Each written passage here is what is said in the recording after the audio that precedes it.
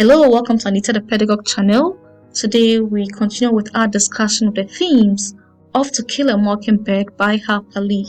For our discussion of the themes, we will focus on the themes racism or racial prejudice, social injustice and class, courage and bravery, the coexistence of good and evil, and gender roles. We begin with racism or racial prejudice. Now, racism is the central moral conflict of the novel. The trial of Tom Robinson exposes the hypocrisy of a society that claims to value justice but convicts an innocent man solely because he is black. Articles tells the jury, but there is one way in this community in which all men are created equal. There is one human institution that makes a pauper the equal of a Rockefeller, the stupid man the equal of an Einstein. That institution is a court. His words appeal to reason and justice, yet the outcome proves that prejudice overrides truth. The novel demonstrates how racism poisons even the innocent, and that overcoming it requires moral courage and empathy. We move on to the theme social injustice and class. Beyond race, the novel exposes social inequality based on class and education.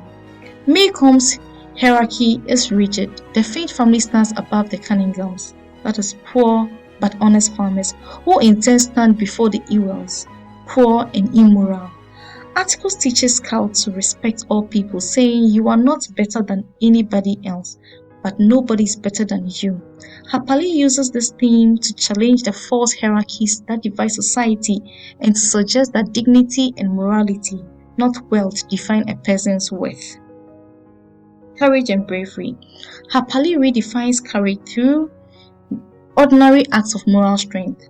Atticus' defense of Tom Robinson is one example, but Mrs. DuBose's fight against morphine addiction also embodies quiet heroism. Courage and bravery. Harper Lee redefines courage through ordinary acts of moral strength. Atticus' defense of Tom Robinson is one example, but Mrs. DuBose's fight against morphine addiction also embodies quiet heroism.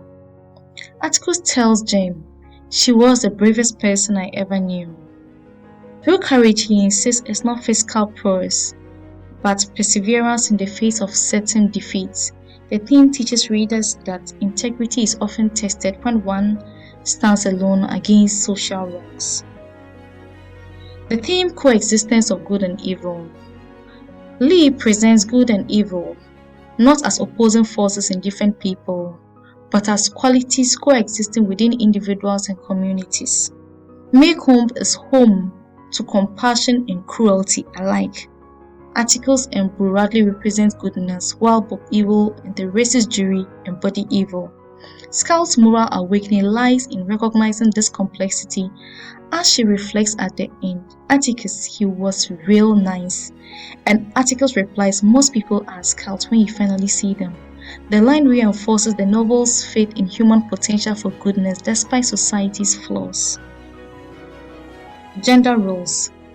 Through Scout's tomboyish defiance of proper femininity, the novel questions gender expectations.